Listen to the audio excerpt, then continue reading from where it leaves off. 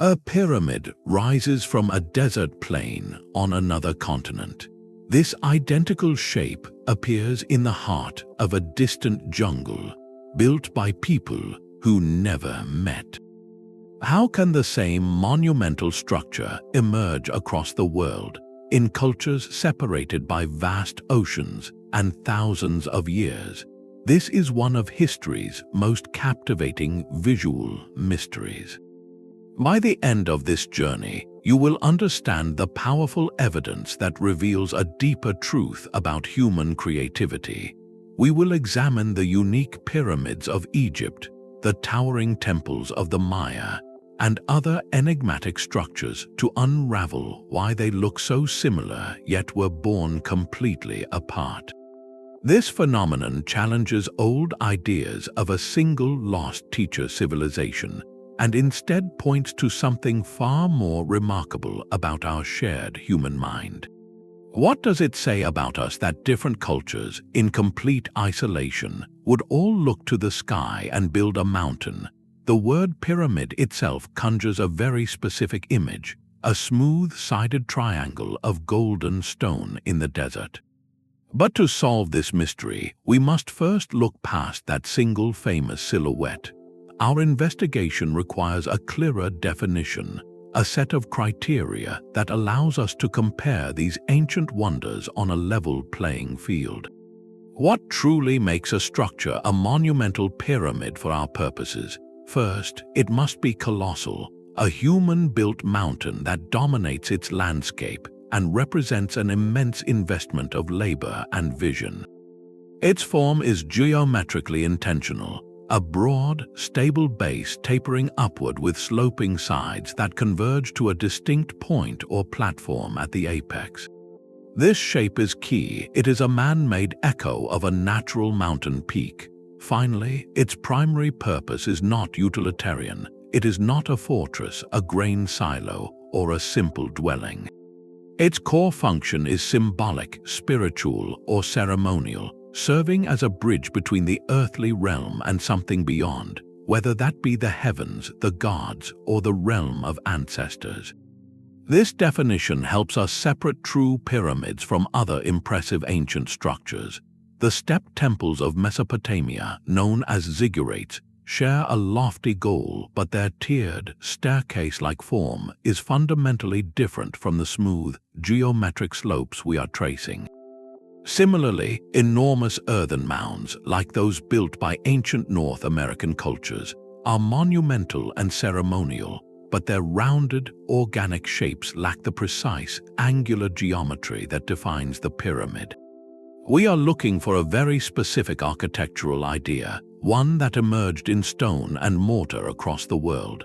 By setting this framework, we can now begin our true comparison, asking not just where these structures appear, but why this particular shape became a universal whisper in stone.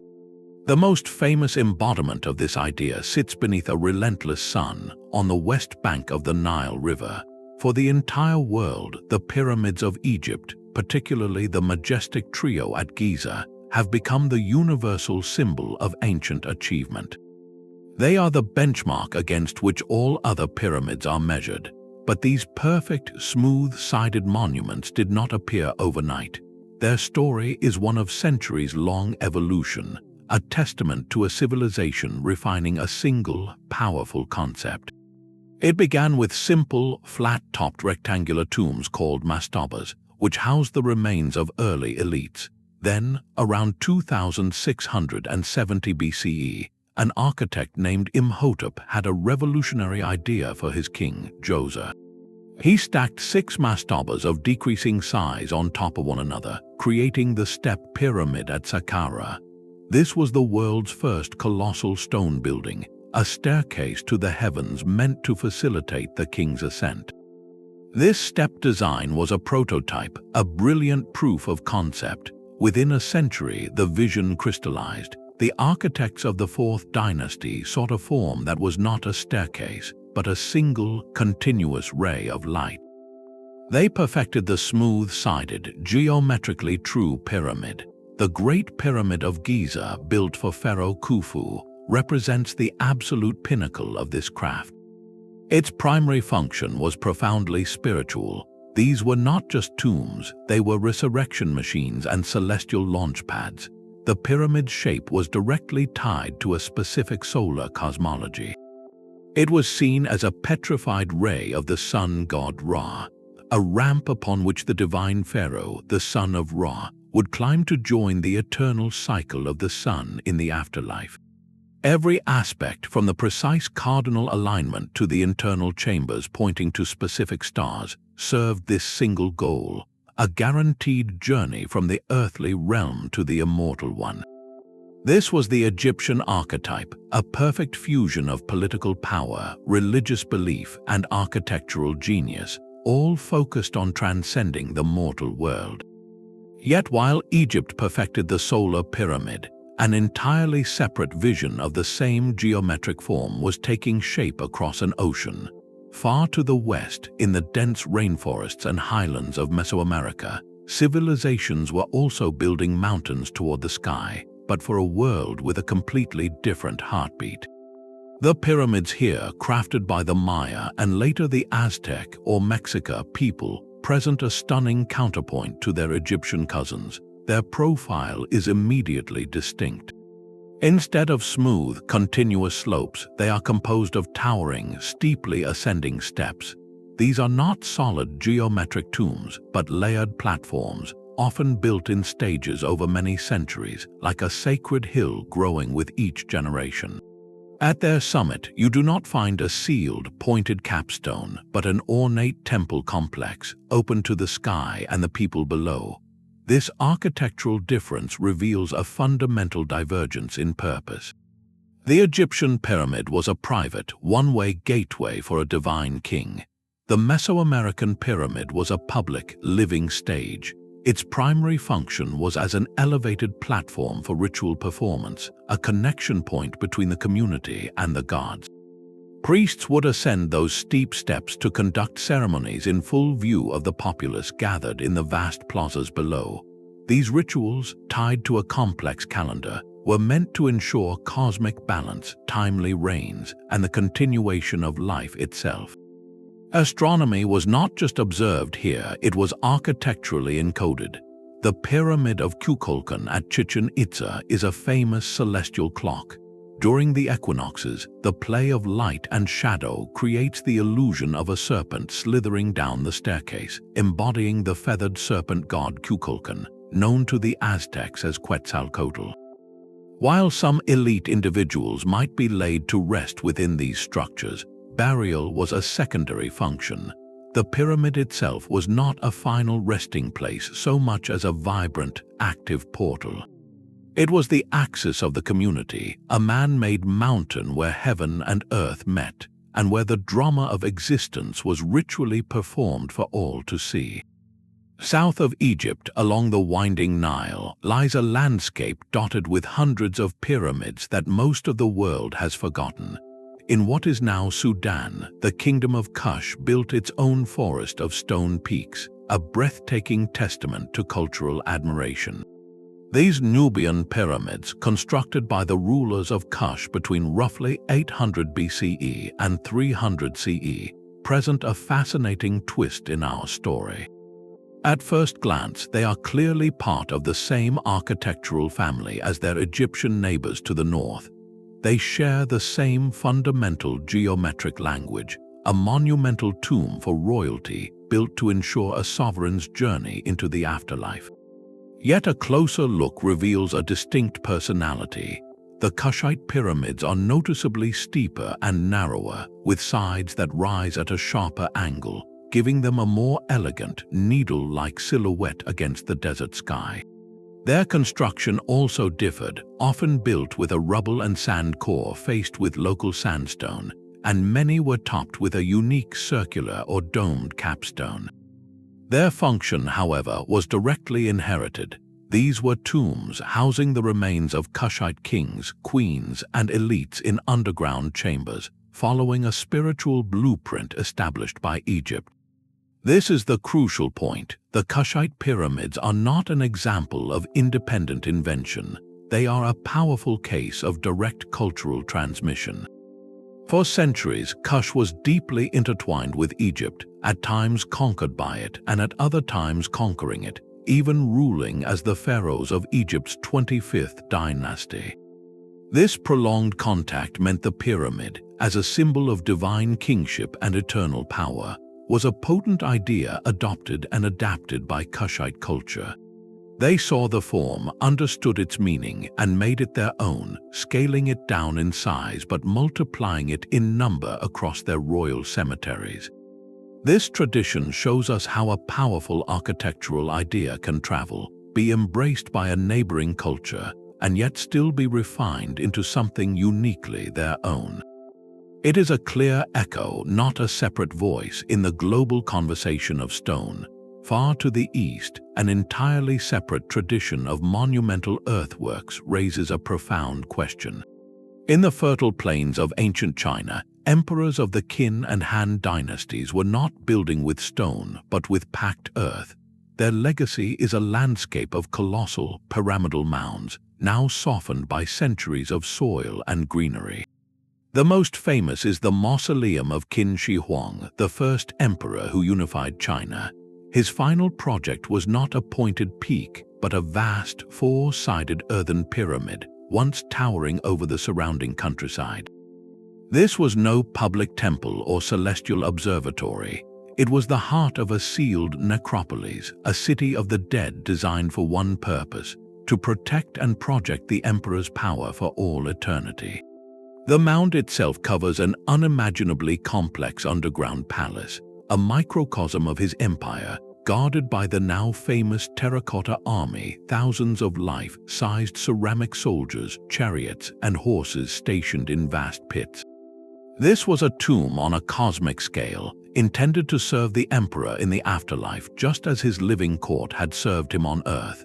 Critically, this architectural vision blossomed in near-total isolation from the pyramid-building cultures of Egypt or the Americas. There is no evidence of contact, no trade routes that could have carried the idea across the vast steppes and deserts that separated them. The Chinese pyramidal mound emerged from its own unique worldview, one deeply connected to the Chinese concept of sacred mountains as pillars of the cosmos and seats of imperial authority.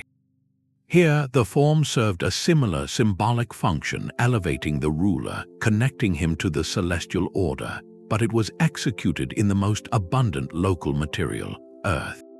It represents a powerful parallel solution to the same human urge, to use the most imposing geometric shape to bridge the mortal and the divine, forever sealing a ruler's legacy within the very landscape. But our map of potential pyramid builders grows even more mysterious when we turn to the banks of the Indus River. Here, one of the world's earliest urban civilizations thrived, with cities like Mohenjo-Daro and Harappa displaying astonishing feats of civic planning and engineering. Among the ruins, some researchers point to a particular massive structure in Mohenjo-Daro.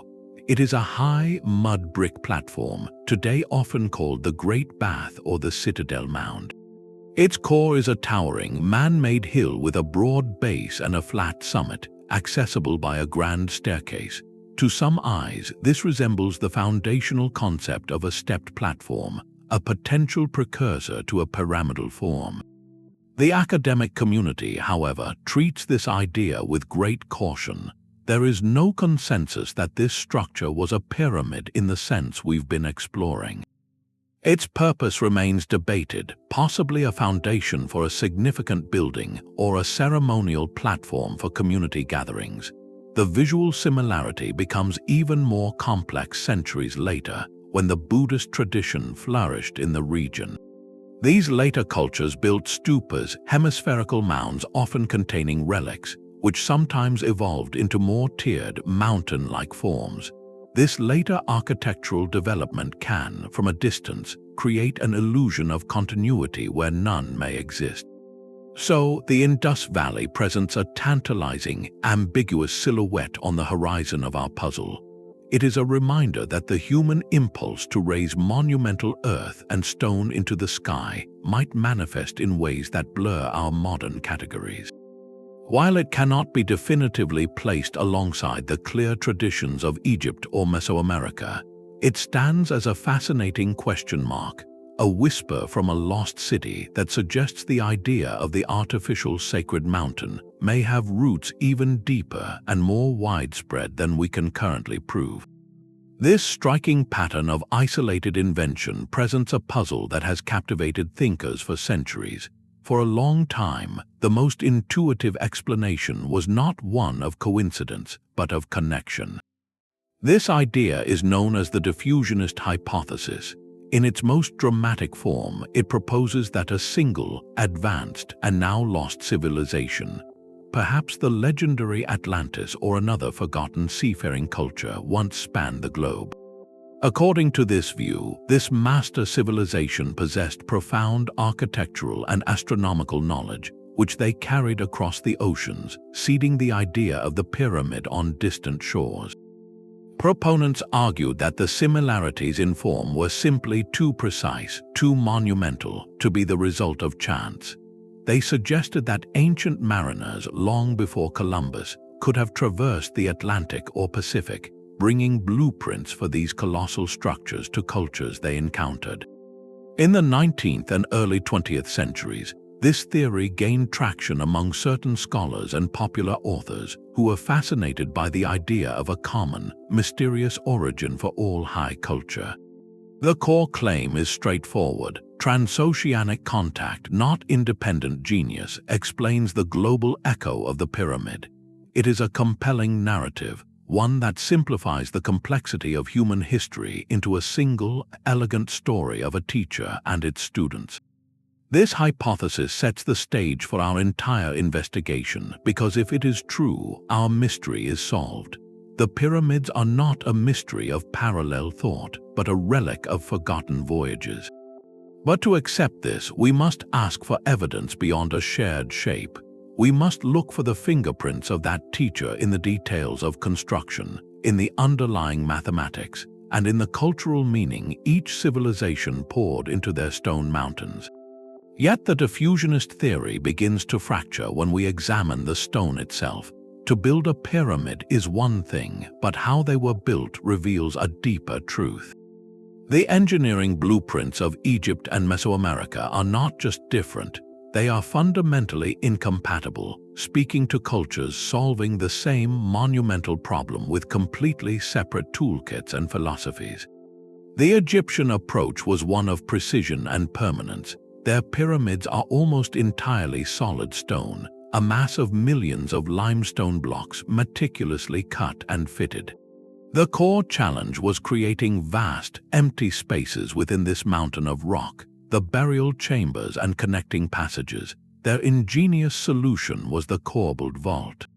They would lay stone blocks in horizontal courses, each layer slightly overlapping the one below, gradually closing the gap to form a pointed, stable ceiling. This technique allowed them to create grand internal rooms that could withstand the immense weight pressing down from above. The final, iconic appearance was achieved with a brilliant skin. The Great Pyramid was originally encased in smooth, white Chora limestone, polished to a brilliant sheen that would have reflected the desert sun like a beacon. This casing transformed the rough, stepped core into a perfect geometric form, a finished sculpture of light. Every step was about creating a sealed, eternal, and flawless monument. Now journey across the world to a Mesoamerican building site. Here, the philosophy was not about building a solid, eternal tomb, but about constructing a living, growing, sacred mountain. Their technique centered on a rubble core fill. Builders would create a massive mound of loose rubble, earth, and broken stone, essentially piling up a hill. This unstable core was then given shape and strength by building a retaining shell of cut stone around it. This shell was not meant to be seen in its raw state. It was meticulously covered in a thick layer of stucco, a plaster made from lime which was then painted in vibrant colors and often adorned with elaborate murals and sculptures. The pyramid was a painted mountain, not a jewel of polished stone, but perhaps the most telling difference is found in their practice of encapsulation. A Mesoamerican pyramid was rarely a single, finished project. Temples were seen as living entities. A new ruler might not build a new pyramid from scratch, but would instead encase the existing structure within a new, larger shell, adding another layer like a new skin over the old.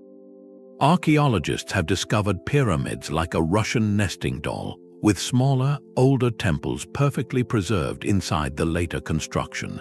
This practice reveals a worldview where the sacred site was continuously renewed and amplified, generation after generation. These are not minor variations on a shared instruction manual. They are diametrically opposed engineering philosophies born from different environments, different materials, and different spiritual needs. One sought to create a perfect, sealed geometric solid for eternity. The other built a vibrant, layered platform for ongoing ritual, meant to be renewed and expanded. If a single teacher civilization had provided the blueprint, would their students have forgotten the very method of construction? The stone tells us they were not working from the same page. They were writing their own chapters in the universal language of human ambition. The true heart of a pyramid beats not in its stones but in its purpose. To understand why these forms emerged independently, we must listen to that heartbeat and hear the rhythm diverges completely. Inside the Great Pyramid of Giza, deep within its geometric heart, lies a small, austere chamber. This space, sealed for millennia, was designed for one occupant and one cosmic event: the pharaoh's solitary journey from this world to the next. The entire monumental effort, the precise alignment, the tons of stone, the hidden passages served this intensely private, one-way voyage. The pyramid was a machine for transcendence, a secure vessel to protect the king's remains and his spirit, ensuring his rebirth alongside the sun god. Its function was internal, focused on containment and passage. The outside was a smooth, impenetrable shell. The sacred drama occurred unseen within the stone and beyond the veil of life. Now stand at the base of the Temple of the Sun at Teotihuacan or the Great Pyramid at Tenochtitlan. Your gaze is drawn irresistibly upward, not toward a sealed apex, but to an open temple shimmering against the sky. The sacred drama here was public, performed in full view of the community gathered in the vast plaza below. The steep staircases were not barriers but pathways, climbed by priests in elaborate rituals central to the community's survival. These ceremonies, which scholars note included offerings viewed as essential for maintaining cosmic order, were acts of renewal. The summit temple was a stage where humanity communicated with the gods to ensure the sun would rise, the rains would come, and the world would continue. The pyramid's function was external and communal. It was a gathering place, a focal point for public spectacle and shared belief, where the boundary between the human and divine was actively negotiated, not permanently sealed. This fundamental divergence in utility, a sealed tomb for a god-king versus an open temple for a living community, is a second, powerful argument against a shared teacher. A single founding civilization would have imparted not just a shape, but a core doctrine for its use. It is difficult to conceive of that doctrine being so completely inverted, one student locking the sacred away forever, while another building the sacred as a public arena. This tells us these cultures were not following an inherited script. They were each writing their own story, using the most stable and imposing geometric form they knew to address their own deepest questions about death, divinity, and the cosmos. The similarity in shape becomes a canvas upon which utterly different portraits of belief were painted. The sheer scale of the world itself becomes our next piece of evidence. Look at a globe and place one finger on the sands of Giza. Now trace a line westward across the vast, open expanse of the Atlantic Ocean. Your finger will travel for thousands of miles before it finds the nearest point of the Americas, a coastline that would have been a complete and utter mystery to the architects of the Fourth Dynasty. The distance is not just far, it is an epoch of sailing technology away. The ancient Egyptians were masters of the Nile and capable Mediterranean sailors, but their vessels were not built to withstand the relentless, open ocean currents and storms of the Atlantic. There is no archaeological trace, no shipwrecks, no cultural artifacts, no linguistic clues to suggest they, or any other old-world civilization at the height of their pyramid building, ever made that crossing and returned to share the knowledge. The Pacific Ocean presents an even more impossible barrier, wider than any ancient mariner could have conceivably navigated with the intent to transfer complex architectural traditions. These were not ponds to be casually crossed, they were effectively walls of water, insulating the hemispheres from one another for thousands upon thousands of years. But time, even more than space, delivers the conclusive argument. The golden age of Egyptian pyramid construction, centered on the mighty structures at Giza, reached its zenith around 2,500 years before the Common Era. For context, when the Great Pyramid was new, the cultures that would one day build Teotihuacan or Caral did not yet exist as complex societies, then silence. The great Egyptian tradition faded, and centuries turned into millennia. The Roman Empire rose and fell. It was not until roughly 2,000 years later, around 200 years before the Common Era, that the first major pyramidal platforms began to rise in Mesoamerica. And their construction continued, evolving and flourishing for over 1,500 years, reaching new heights with the Maya and later the Aztec empires, right up to the eve of European contact in the 1500s. This is not a gap of a few generations where an idea might slowly travel. This is a chasm of over 2,000 years separating the peak of one tradition from the very beginning of another.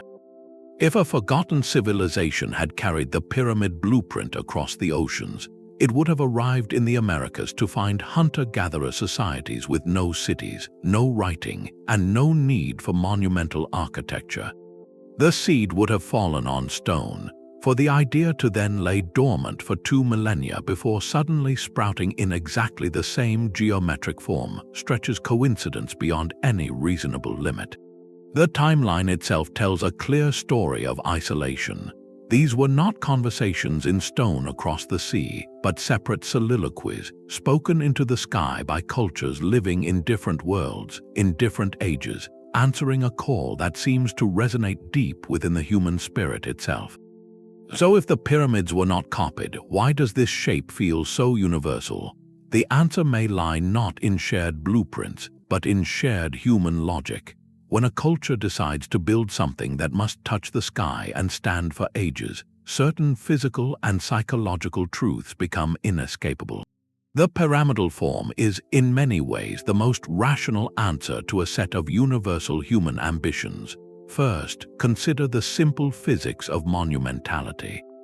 If you want to build tall with stone or earth, gravity is your primary adversary. A vertical wall, unless incredibly thick, will eventually buckle and fall. But a structure that widens dramatically at its base creates a stable, self-buttressing form. The pyramid is essentially a mountain rendered by human hands, a shape that naturally channels immense weight downward and outward into a solid foundation. It is the most stable geometric configuration for achieving great height with primitive engineering. This is not advanced mathematics, it is intuitive physics, observable in a pile of sand or a child's block tower. Any culture wrestling with the problem of building a permanent mountain would inevitably arrive at this tapered, sloping solution. It is the architecture of stability itself. Beyond physics, the shape carries a powerful, innate symbolism that transcends language. Across countless cultures, high places have been seen as closer to the divine. Mountain peaks are where the earth meets the sky, the realm of gods, ancestors, and celestial forces. To build an artificial mountain is to create a dedicated pathway for that connection. The sloping sides do not just support weight, they visually guide the eye and the spirit upward. For a society focused on the sun, like Egypt, the pyramid could be a petrified ray of light, a ramp for a solar deity. For a culture observing the stars like the Maya, its corners could align with cosmic movements, turning the structure into a colossal calendar. The apex, that singular point reaching toward the infinite, becomes a focal point of aspiration. It represents a concentrated effort to bridge the human and the heavenly, a collective yearning made literal in stone and earth. This symbolic ascent is a profound human impulse, and the pyramid gives it the most direct and stable architectural expression possible. Finally, the pyramid solves a profound social and logistical challenge. When a ruler or a community decides to create a landmark that embodies their power, faith, and unity, they must marshal vast resources and labor. The pyramidal form is incredibly efficient for this. Its construction can be broken down into simple, repetitive tasks: quarrying blocks, moving fill, building upward in layers. It creates a clear, singular goal that everyone can understand: make the mountain bigger. This focus channels the energy of an entire society into one dominant, unmistakable symbol. The result is not just a building but a testament to collective will. It rises above the everyday landscape, visible for miles, a permanent reminder of the shared identity and capability that built it. In this light, the independent emergence of pyramids is not a mysterious coincidence. It is the convergent result of universal human desires to build something stable that reaches for the heavens, and to do so in a way that marshals a community's full strength toward a single, awe-inspiring testament. The shape is less an inherited secret and more a natural conclusion written in the language of gravity, aspiration, and collective effort. This architectural logic points us toward an even more fundamental human instinct. Before the first stone pyramid ever rose, before the first perfect slope was calculated, our ancestors were already building upward. Across every continent, in nearly every early society, we find evidence of a shared impulse to shape the earth itself into a raised platform, a sacred mound, or an elevated stage. The monumental pyramid, in all its glory, may simply be the ultimate expression of this ancient and universal motif. It is not the origin of the idea, but its most ambitious and geometrically refined conclusion. Consider the earthen mounds built by the ancient cultures of North America, like those at Cahokia near the Mississippi River. These were not pyramids in the strict geometric sense, but enormous, flat-topped platforms of packed earth, often arranged in precise alignments. They served as foundations for important buildings, stages for public ceremonies, and burial sites for honored individuals. They were artificial high places, created to lift significant activities above the ordinary plane of daily life. In the British Isles, Neolithic people built great chalk and earth mounds like Silbury Hill, the largest man-made mound in Europe. Its purpose remains mysterious, but its presence alone speaks to a profound communal desire to permanently alter the landscape, to create a landmark that connected the people to their territory and perhaps to their ancestors. Even in the simplest societies, the act of creating a raised area, whether a dirt platform or a stone circle on a hill, marks a space as different, as set apart for something important. This near-universal practice reveals a deep-seated human psychology. Elevation creates separation, both physically and symbolically. It denotes importance, authority, and sacredness.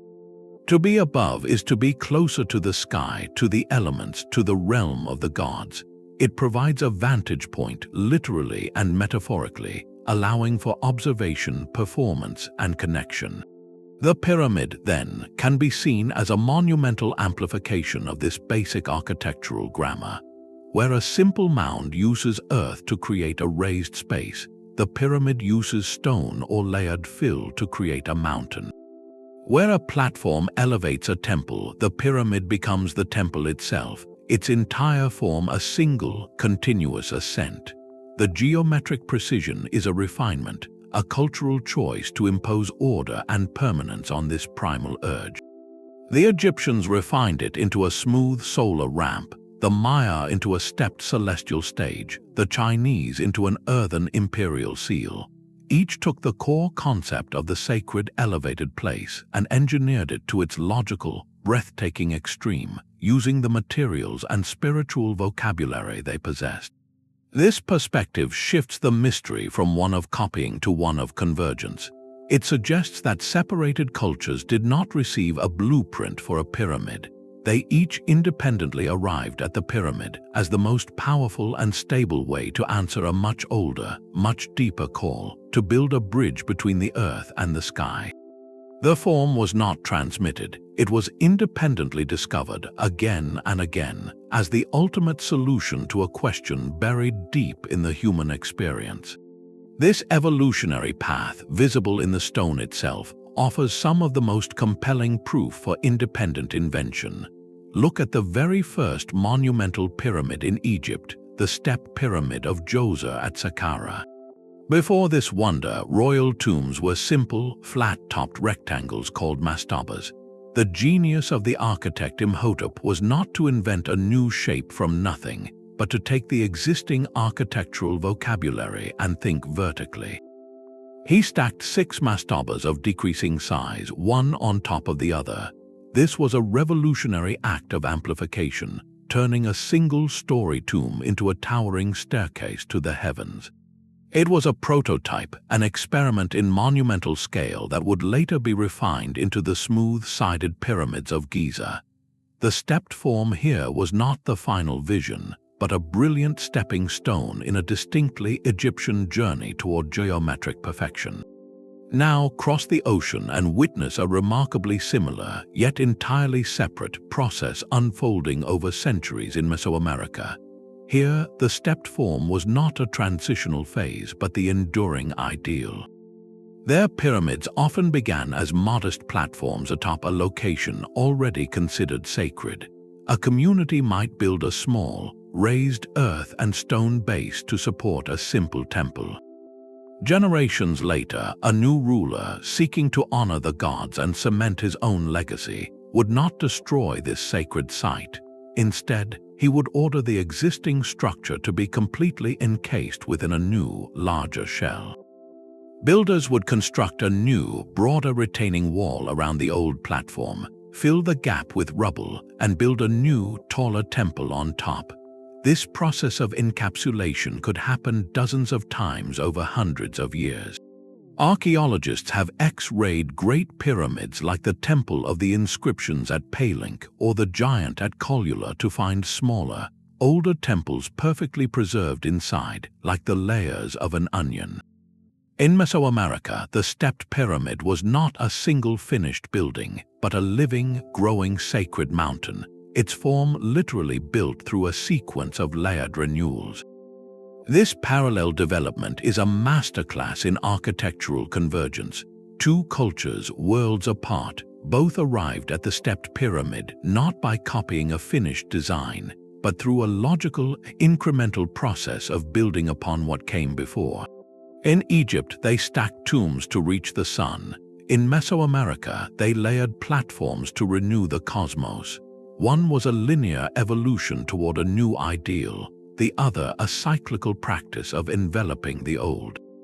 The stepped form was not a shared starting point from a lost teacher, but a natural, independent conclusion when ancient builders looked at a simple platform and asked the same profound question: how do we build a mountain that touches the divine?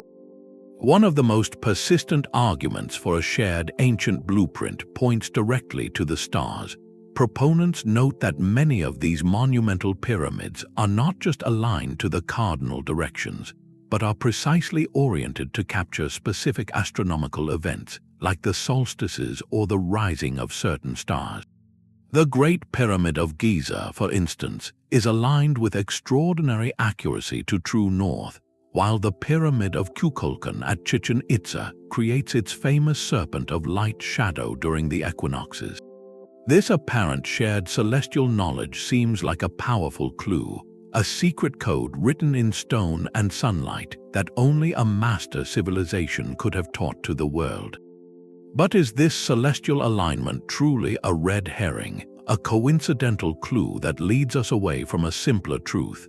To answer that, we need to step back and consider what these societies had in common beyond any potential contact. They were all fundamentally deeply rooted in the cycles of the earth and sky. They were agrarian civilizations whose survival depended on predicting the seasons, knowing when to plant and when to harvest. For them, the sky was not just a spectacle, it was a practical calendar and a divine script. The sun's journey across the horizon, the predictable march of constellations, these were the most important rhythms of existence. Any culture that dedicated generations of priests and scholars to observing the heavens would inevitably discover the key solar and celestial events, the solstices and equinoxes that mark the turning points of the year. Discovering these alignments was not a matter of advanced, secret knowledge. It was a matter of patient, necessary observation. Once a society understood these cosmic turning points, it was a natural, even inevitable, next step to monumentalize them. What better way to honor the gods of the sky and solidify the ruler's connection to the cosmic order than to build a mountain that physically captures that celestial moment? The alignment becomes an architectural affirmation of a truth they had already discovered for themselves. The Egyptians, with their solar-focused theology, built their pyramids as permanent embodiments of the sun's path. The Maya, with their incredibly complex calendar, engineered their temples to function as observatories and cosmic clocks. The fact that both used their pyramids to track solar events doesn't prove they shared a teacher. It proves they shared a fundamental human need to understand time, to appease the forces of nature, and to embed that hard-won understanding into the most permanent thing they could create, their sacred architecture. The stars were not a message from a lost civilization. They were a universal textbook, read independently by cultures who then wrote their own interpretations in stone. The very landscape in which these civilizations lived whispered instructions into their builders' ears. An architect in Egypt did not face the same world as a master builder in the Maya lowlands, and their pyramids reflect that fundamental truth. The environment itself was the first and most demanding client, presenting unique problems that each culture solved with the materials at hand. In Egypt, the challenge was the desert's timelessness. The culture's obsession was eternity, a permanence that mirrored the unchanging cycle of the sun and the eternal afterlife. Their geography provided the perfect medium. The Nile Valley sits beside vast quarries of high-quality limestone and harder stones like granite, ideal for cutting into precise, massive blocks. The dry, rainless climate meant that a stone structure, once built, would face little natural erosion. A smooth-sided pyramid of limestone, polished to reflect the sun, was a statement in the language the desert understood. It was built to be a permanent feature of the landscape, as enduring as the bedrock itself. It was a monument against time, designed to look the same in 1,000 years as it did on the day it was finished. Now, step into the world of Mesoamerica. Here, the environment was not a static desert, but a vibrant, living, and often wet rainforest. Stone was still used, but it was often a different kind, volcanic tuff or softer limestone that was easier to shape but less resilient to constant humidity and tropical rains. More importantly, the cultural need was different. The pyramid was not a sealed tomb for eternity, but a living, breathing center of ritual that needed to be renewed, repainted, and sometimes completely rebuilt as part of its sacred function. Their brilliant solution was stucco. Builders would take their cut stone core, cover it in a thick, waterproof layer of lime plaster, and then paint this surface in dazzling colors, reds, blues, and yellows, often adorned with intricate murals and sculptures of gods and myths. This plaster skin transformed the pyramid. It was no longer a bare stone mountain, but a painted portal, a symbol of the living earth itself. The climate demanded this approach. The plaster protected the softer stone beneath from the elements. But the culture demanded it more. The need for renewal was built into the very technique. When the plaster faded or cracked, it was not a sign of decay, but an opportunity for the community to come together and recover the sacred mountain, literally renewing their covenant with the gods. One culture, surrounded by eternal stone in an eternal desert, built for an unchanging afterlife. The other, nestled in a fertile, cyclical landscape of growth and rain, built for ongoing ritual and renewal. The pyramid form was the answer, but the materials and finishes were the translation, adapting that universal answer to the specific language of their own world. The stones themselves tell another story, one of power and people. Behind every monumental pyramid stood not just an architect, but an entire society organized around a singular, awe-inspiring goal. The societal engines that drove these projects, while different in their mechanics, produced the same breathtaking result. In Egypt, the driving force was the ultimate centralization of power. The pharaoh was not merely a king, he was a living god, the earthly incarnation of the sun deity Ra. His word was divine law, and the state economy functioned essentially as an extension of his divine household. This allowed for a staggering mobilization of resources. During the annual inundation of the Nile, when farming was impossible, the state could redirect the labor of thousands of skilled and unskilled workers to royal projects. This was not slavery as we might imagine it, but a form of national service, a duty owed to the god-king. The pyramid was the ultimate expression of this system. It served a dual purpose. It was the pharaoh's guaranteed vehicle to eternity, securing the cosmic order, and simultaneously, it was the nation's most powerful unifying project.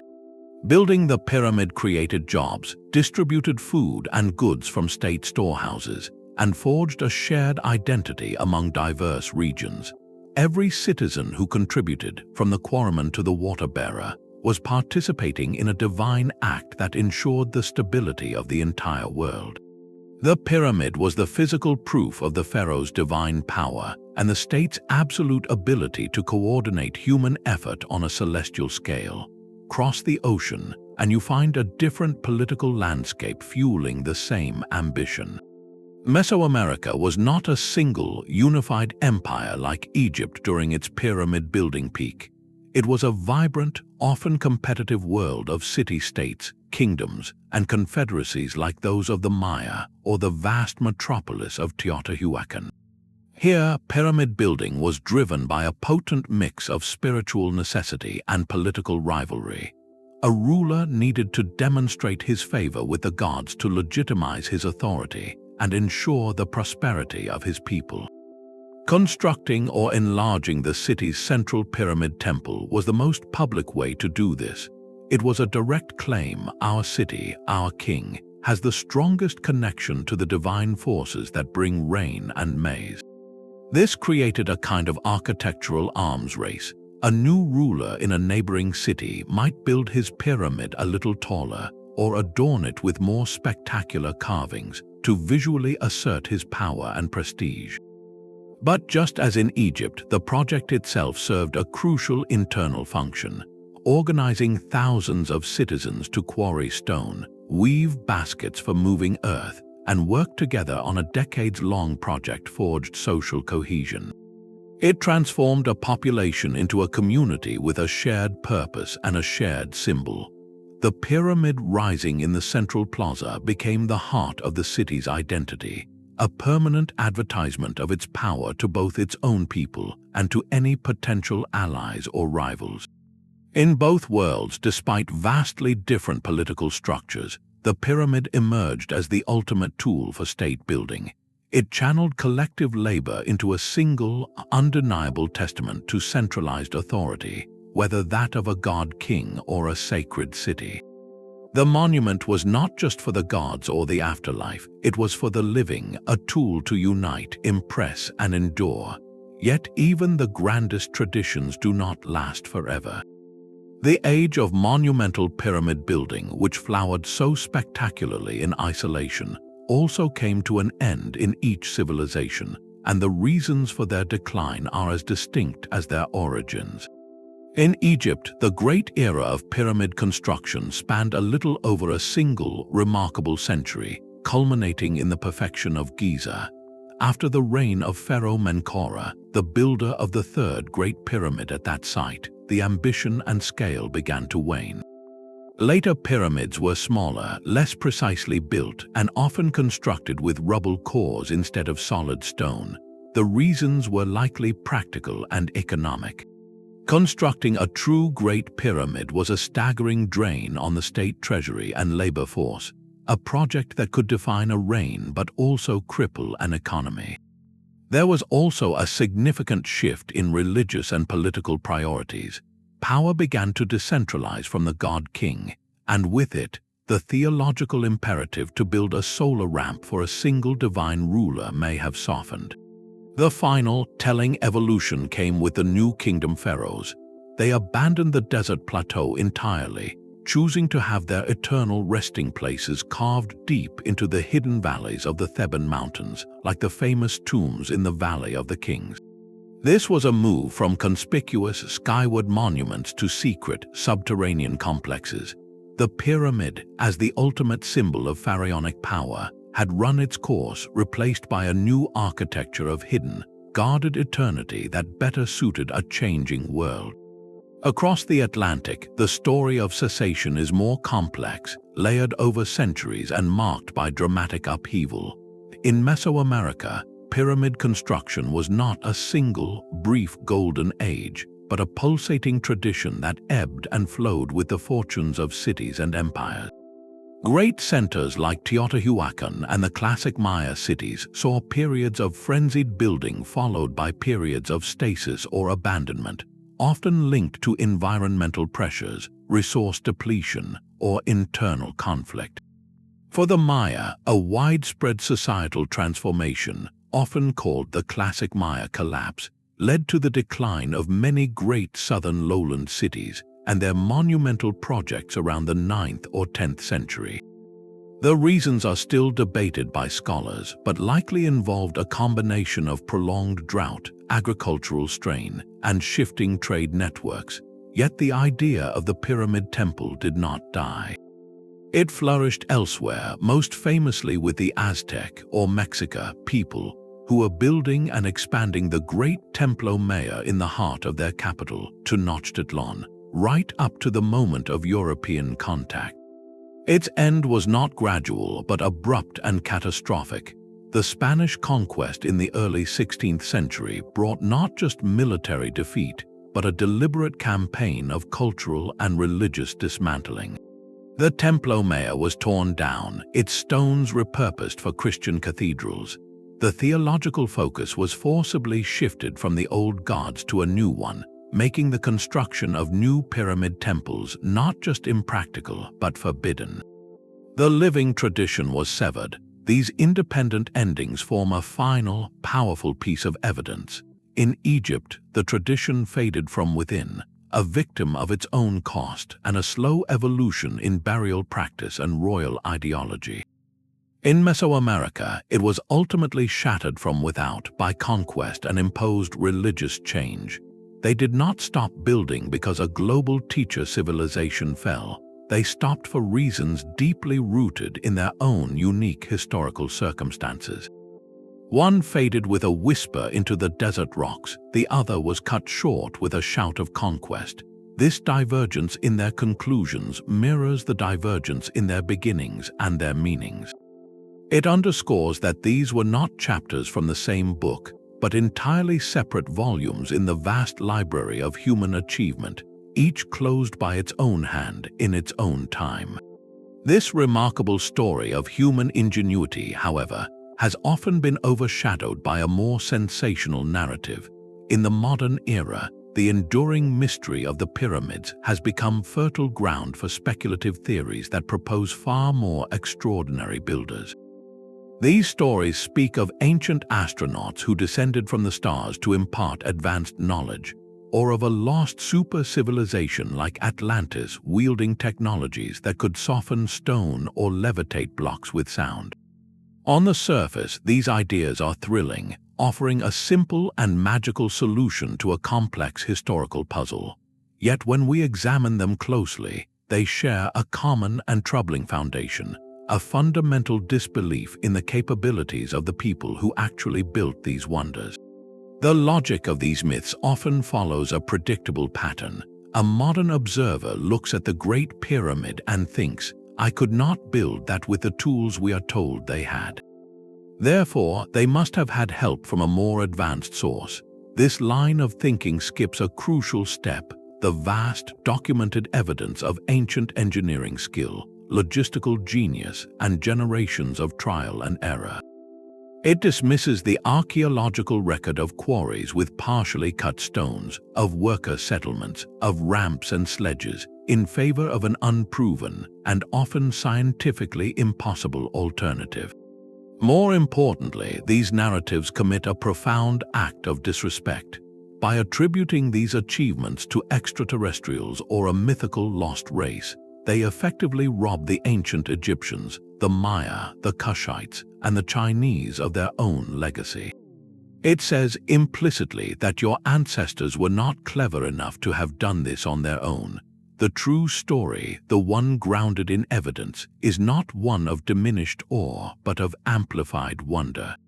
It reveals that our shared human mind, across continents and millennia, confronted the same monumental challenges and arrived at the same brilliant, stable, skyward solution through observation, perseverance, and collective will. That independent spark of genius, repeated against all odds, is a far more powerful and inspiring truth than any tale of outside intervention. It celebrates what humanity can achieve when a culture pours its heart, its faith, and its intellect into a single, enduring symbol. But to truly understand the Mesoamerican pyramid, we must journey back to its deepest roots, long before the splendor of Teotihuacan or the classic Maya cities. This origin story lies in the humid lowlands of the Gulf Coast of Mexico, with a civilization so ancient it is often called the mother culture of Mesoamerica, the Olmec.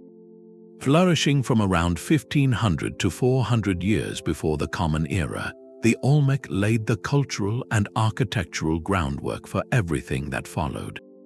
Their legacy is not one of towering, stepped stone temples, but of something more fundamental: massive ceremonial platforms and earthen mounds that sculpted the very landscape into a sacred space. At their great centers like La Venta, the Olmec did not build upward in the way we later recognize. Instead, they engineered the earth itself. They constructed enormous, clay-packed platforms, some over 100 feet high, which served as bases for their most important rituals and elite residences. These were not yet pyramids in the geometric sense, but they were unquestionably artificial mountains. The most striking feature at La Venta is the Great Pyramid, which today appears as a fluted, conical hill rising from the flat plain.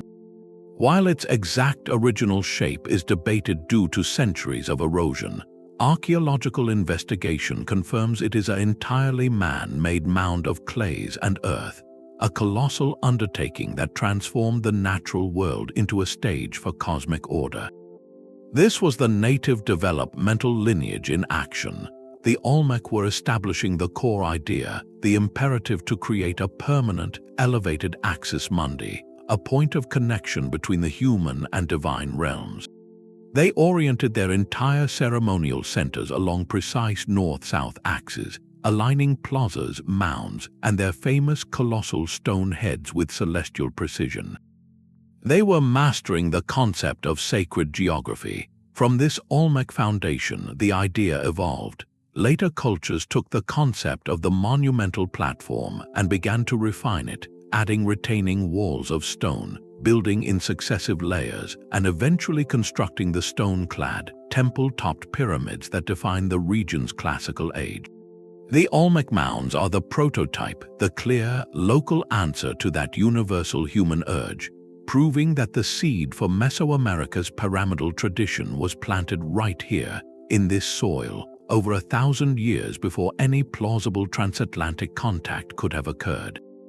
This is not a borrowed blueprint but a homegrown idea. nurtured and perfected over generations into one of the world's most iconic architectural forms. While the pyramids of Egypt and the Americas represent a stunning parallel, they were not the only ancient cultures dreaming in monumental geometry. To fully appreciate the uniqueness of their story, we need to look at another great tradition that often gets mentioned in the same breath, the ziggurats of Mesopotamia. Rising from the fertile plains between the Tigris and Euphrates rivers, these structures share a lofty ambition with pyramids, but in their form and function, they present a powerful, clarifying contrast. The ziggurat was not a tomb nor a public stage. It was a solid, towering mountain of sun-dried mud brick, often faced with baked brick to withstand the elements. Its core was an immense solid block without internal chambers or passages. Access to the summit was provided not by interior corridors, but by a series of steep, external ramps that spiraled or zigzagged up its sides. And at the top, one would not find a sealed chamber or a platform for public ceremony. Instead, there stood a small, exclusive shrine, a dwelling place for the city's patron deity. This sacred space was not for the community. It was reserved solely for the priesthood, who alone could perform the rituals believed to maintain the fragile harmony between heaven and earth. The ziggurat's entire design served this singular priestly function. It was a stairway for the gods to descend to their earthly home, and a bridge for the priests to ascend in service to them. The common people worshipped at temples built at the ziggurat's base, their gaze lifted toward the distant shrine above, a constant reminder of the divine presence just out of reach. This profound difference in purpose sculpted a completely different form. The pyramid, whether in Egypt or Mesoamerica, is fundamentally about a journey, either of a soul to the stars or of a community toward the gods. The ziggurat is about creating a fixed, elevated home for a deity. One is a pathway, the other is a residence. By understanding the ziggurat on its own terms, we see with greater clarity what the pyramid truly is and what it is not. It helps us draw a critical line, showing that not every ancient monumental structure belongs to the same family. The specific, tapered, geometric form of the pyramid emerged to solve a specific set of spiritual and societal needs that were distinct from those of Mesopotamia. This contrast reminds us that in the ancient world, form followed a deeply held, culturally specific function, and that the independent invention of the pyramid becomes even more remarkable when we see the other brilliant, yet fundamentally different, answers humanity devised for reaching toward the sky. Far to the south, along the arid coast of what is now Peru, another ancient voice speaks from the dust. Here, the Norte Chico civilization, also known as Caral soup, built some of the most ancient pyramids in the entire Americas. Their monumental centers, like the sacred city of Caral, flourished from around 3,000 years before the Common Era, a time when the Great Pyramids of Giza were still over 5 centuries in the future. This staggering antiquity places them as contemporaries of Egypt's early dynastic period, a fact that immediately reignites the old questions about shared origins.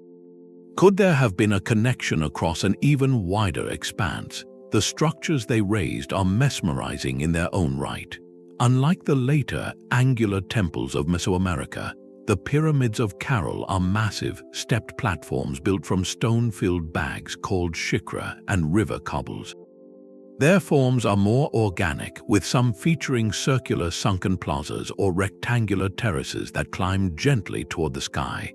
These were not tombs for god-kings, but grand stages for communal life. Archaeologists believe these platforms were used for large ceremonial gatherings, where music from bone flutes and conch shell trumpets would have filled the air, and communities would come together to reaffirm social bonds and conduct rituals likely tied to the cycles of nature and trade. This purpose, centered on community and ceremony, feels distinctly American in its spirit. The great antiquity of Caral presents a profound complication for any simple diffusionist story. If one argues for a single, lost teacher civilization spreading the pyramid idea, it would have to account for a journey not just across the Atlantic, but across the entire span of the Pacific Ocean, an even more formidable and implausible barrier for that remote era. Furthermore, the architectural expression at Caral, while monumental and terraced, follows a different design logic and uses entirely unique construction techniques from anything in Egypt or Mesopotamia. Its simultaneous emergence yet distinct personality strengthens the case for a separate, independent birth of the monumental platform. Caral does not simplify the mystery, it deepens it. It shows us that the impulse to reshape the landscape into a sacred, elevated gathering place is not merely a coincidence between two regions, but a fundamental human idea that could take root and flourish on multiple continents at virtually the same moment in human history, with no possible line of communication between them. Centuries after the last great pyramid rose in Egypt, a new forest of stone peaks was taking shape far to the south. The royal city of Meroë, capital of the later kingdom of Kush, became the final, magnificent flowering of the Nubian pyramid tradition. Built roughly between 300 years before the Common Era and 350 years after, these structures stand as a powerful epilogue to a story that had long since ended elsewhere. They are instantly recognizable as pyramids, sharing that core geometric language of a tomb for royalty, yet they possess a fierce, unique identity. Their most striking feature is their dramatic silhouette. They are extraordinarily steep and narrow, with sides that angle sharply toward a pointed apex, giving them an elegant, almost needle-like appearance against the desert sky. This was not the only departure. While Egyptian pyramids were largely austere, smooth-sided monuments, the Pyramids of Meroë were adorned. Their eastern faces often featured a distinctive decorative element, a small, projecting chapel or pylon at the base, intricately carved with scenes of the ruler making offerings to the gods. The walls of these chapels were covered in reliefs and inscriptions in the native Meroitic script, a language that remains only partially deciphered today. Here, the artistic vision was distinctly Kushite, blending Egyptian motifs with local styles, symbols, and deities.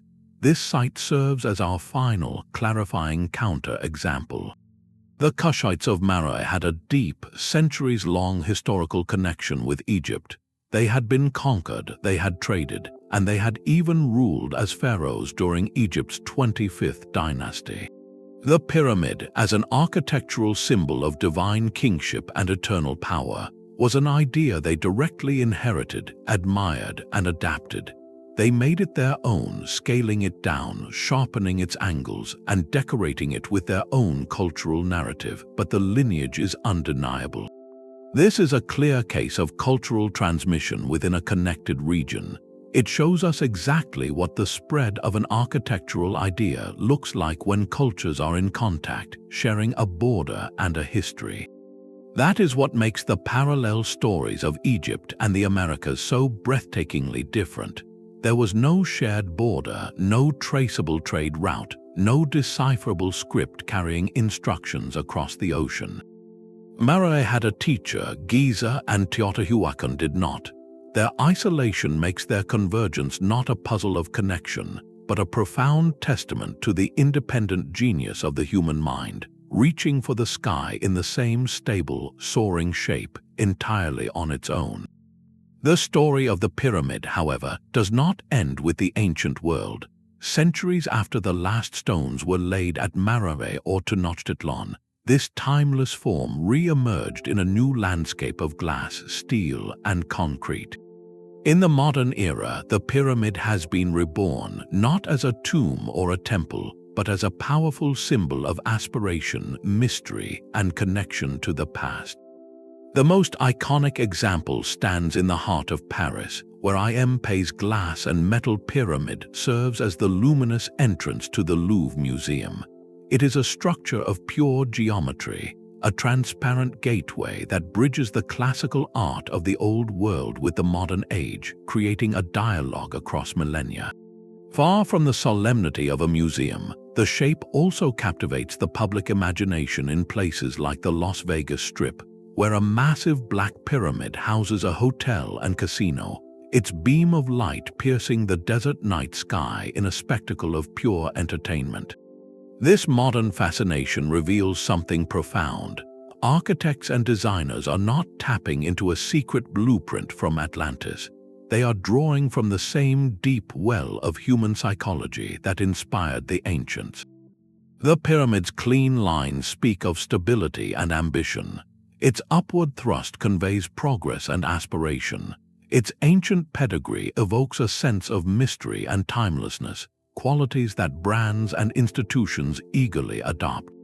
This is the shape's true, independent evolution continuing into our own time. Each modern pyramid is a new interpretation, answering a contemporary need, whether for a stunning museum entrance, a memorable corporate logo, or a fantastical hotel theme. They prove that the pyramid's power lies not in a hidden code passed down through ages, but in its fundamental, enduring resonance as a form that feels simultaneously ancient and eternally forward-looking.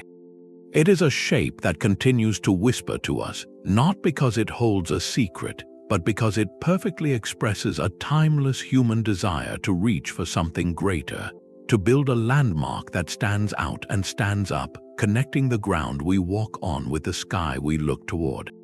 So when we step back and view this global tapestry of stone and earth, a clear, elegant picture emerges from the chaos. The evidence does not point to a single source, but to a remarkable convergence of human creativity. Separate timelines stretching across 2,000 years of silence between Egypt's peak and Mesoamerica's dawn form an impassable chronological wall. Distinct engineering philosophies, the solid, corbel vaulted tomb versus the stuccoed, rubble core platform, reveal incompatible blueprints, as if two master chefs were given the same ingredients but produced entirely different signature dishes. Divergent core functions, the private resurrection machine versus the public ritual stage, speak to cultures answering their own deepest spiritual questions, not following a shared doctrine. And yet they all arrived at the same stable, soaring shape. This is the heart of the argument. The pyramid is not a mystery of lost contact, but a stunning case of parallel cultural evolution. It is the ultimate geometric solution to a universal set of human challenges: how to build something stable that reaches the heavens, how to marshal a society's collective will into a single symbol, and how to give physical form to the timeless human urge to connect the earthly realm with the divine. Different cultures, gazing at their own mountains and stars, independently discovered that a broad base and sloping sides were the most logical path skyward. They each poured their unique beliefs, their local materials, and their political ambitions into this perfect, convergent form. The global pyramid phenomenon, therefore, is not a puzzle begging for a secret teacher.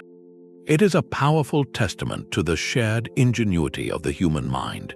When faced with similar monumental ambitions, isolated civilizations can and do arrive at brilliantly similar conclusions, proving that great ideas can indeed be born more than once under different suns, in a silent, powerful echo of our common genius. Yet even with this compelling case for independent invention, genuine mysteries still whisper from the ancient stones. The fact that we can explain the why does not mean we fully understand the how, and it is within these specific, localized puzzles that the real work of history continues. For every tradition, there are unanswered questions that keep archaeologists and engineers awake at night, not because they hint at a lost global teacher, but because they reveal the stunning sophistication of each culture on its own terms. Take the Great Pyramid of Giza. While we understand the general principles of ramp systems and levering, the precise logistics of its construction remain a subject of vibrant debate. How exactly were the multi-ton granite beams for the king's chamber lifted to such a height? What was the exact configuration of the ramps that allowed millions of limestone blocks to be placed with such precision? These are not gaps begging for alien technology. They are intricate engineering problems that the Egyptians solved with a brilliance we are still working to reverse engineer. Each new discovery, like the remains of a ramp system at a quarry or the analysis of a workers' settlement, adds another piece to the puzzle of their unparalleled project management. Similarly, in Mesoamerica, while we know the purpose of the pyramid temples, the full ritual significance of every alignment and architectural nuance is still being decoded. What specific stories were told during the equinox spectacle at Chichen Itza beyond the serpent's descent? How did the acoustic properties of certain pyramids, where a clap echoes as a bird's call, function within ceremonial practice? These are questions of deep cultural meaning, answered only by patiently piecing together evidence from glyphs, murals, and the spatial relationships within the sacred complexes themselves. These ongoing investigations are a testament to the depth of these independent civilizations. The mysteries that remain are not evidence of a connection between them, they are proof of their profound and separate complexities. Each culture left behind a unique puzzle for us to solve, a challenge not to find a single key that fits all locks, but to appreciate the distinct genius that crafted each one. The true wonder is not that they shared a blueprint, but that they never needed one. This global echo of stone reveals something far more profound about humanity than any tale of lost teachers or ancient astronauts. It shows us that when faced with the same fundamental human questions, how to honor the divine, how to unite a people, how to build a legacy that scrapes the sky, our species, in complete isolation, can arrive at the same breathtakingly elegant answer. The pyramid is not a copied design, it is a convergent idea, a shape born from the universal logic of stability, aspiration, and collective effort. This independent evolution is a testament to the boundless and repeated creativity of the human mind. It tells us that genius is not a singular flame passed from one culture to another, but a spark that can ignite independently under different suns, fueled by the same deep longings. To appreciate this is to move beyond searching for a single source of wisdom, and instead to celebrate the distinct, brilliant voices in humanity's chorus. Each civilization, from the solar architects of Egypt to the cosmic stage builders of the Maya, from the earthen monument builders of China to the steep-peaked kings of Kush, took this universal form and infused it with their own soul, their own materials, and their own unique conversation with the cosmos. Their legacy challenges us to look at these ancient wonders not as pieces of a single, unsolved puzzle, but as masterpieces from separate galleries of human achievement. The greatest respect we can offer them is to continue supporting the careful, respectful work of archaeology, which seeks to understand each civilization on its own terms, listening for its own story in the stone. In doing so, we honor not a mysterious, unified past, but the dazzling, independent creativity that makes our shared human history so endlessly fascinating.